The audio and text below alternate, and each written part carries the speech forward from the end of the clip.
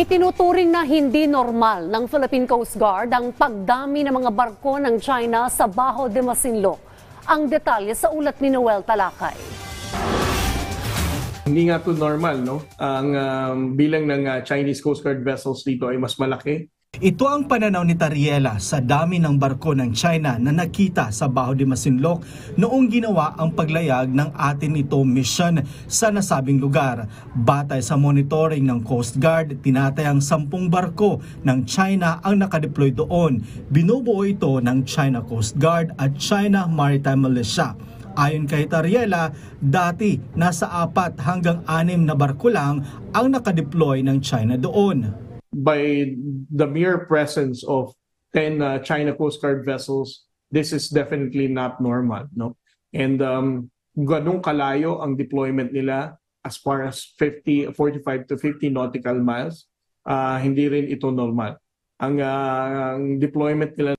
Minaliit din ni Tariela ang isang deklarasyon ng China government na huhulihin ang sino mang papasok na foreigner sa Scarborough Shoal. Batay sa ulat ng South China Morning Post, isang online news website, sinabi dito 60 araw pwedeng ikulong ng China Coast Guard ang mahuhuli nila sa lugar. Ipapatupad na ito sa susunod na buwan.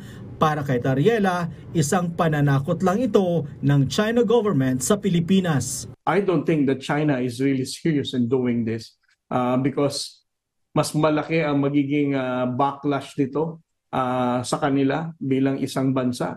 Pero ayon kay Tariela, patuloy na mabibigay proteksyon ang PCG sa mga exclusive economic zone ng bansa para patuloy at malayang makapaghanap buhay ang mga Pilipinong mangingisda. Coast Guard pa rin po ay mananatiling magpatrolya dito. Sisiguraduhin natin na mga pangingistang Pilipino natin ay malayang makakapangisda sa exclusive economic zone natin. Sa kabila nito, sinabi ni Tariela, matagumpay ang katatapos pa lang na atin itong mission.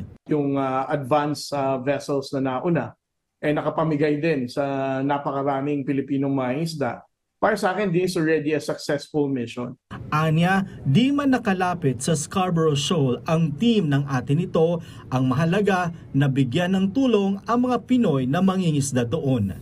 Noel Talakay para sa Pambansang TV sa Bagong Pilipinas.